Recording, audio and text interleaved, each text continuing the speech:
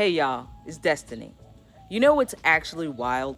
The breakthrough you've been trying to force for weeks is likely not going to happen and not going to come for you while you're still sitting at your desk staring at your screen. Now, I learned this the hard way. And once you understand why this happens, you'll never approach problem solving the same way again. So, about a week ago, I started this new mobility practice. Just some morning movement to get my body working the way it's supposed to.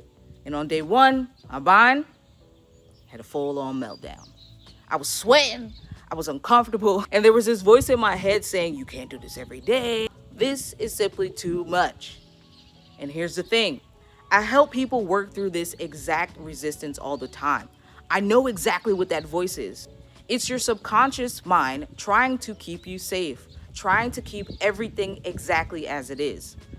I do my best thinking when I move, not at my desk, not staring at a whiteboard, and certainly not in another planning session. It's when I walk, when I breathe, when I let my body lead for just a moment instead of trying to force my brain to figure everything out. So by the end of day 2, something shifted, okay? I finish my movement, I go on my walk, and suddenly, boom, this entire framework just drops in.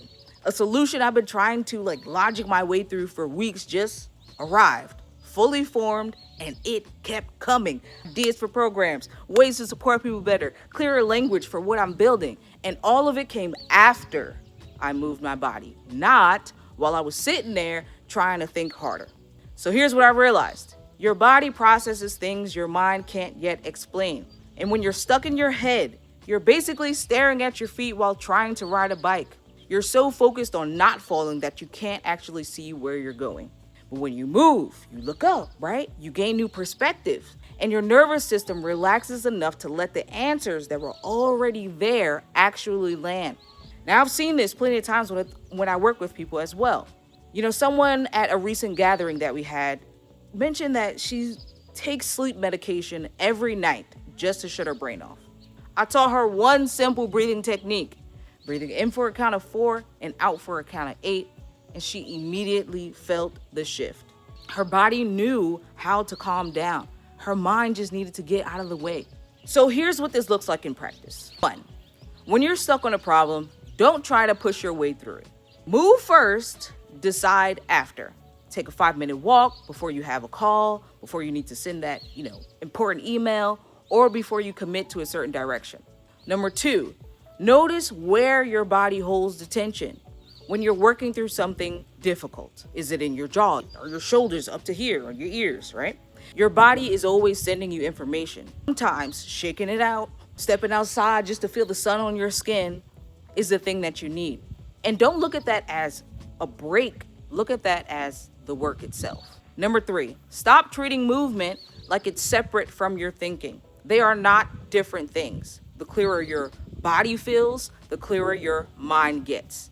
I spent years believing that if I just sat at my desk longer, pushed hard enough, the answers would come through. And yeah, sometimes it did, but they came slowly, painfully, and with much more resistance. So now, what I've done is I build movement into my everyday because I want to think clearly, because I want breakthrough ideas, because I know my body unlocks what my mind keeps trying to force. There's a simple practice that I keep coming back to all the time. You can't get to where you're going if you're only looking at where you are. If you want to lose weight, you don't stare at the scale every single day hating your body, right? You look ahead at the version of yourself that you're becoming. Same thing in your business, your relationships, and really your whole life. But here's what most people miss. Looking ahead isn't just mental, it's physical.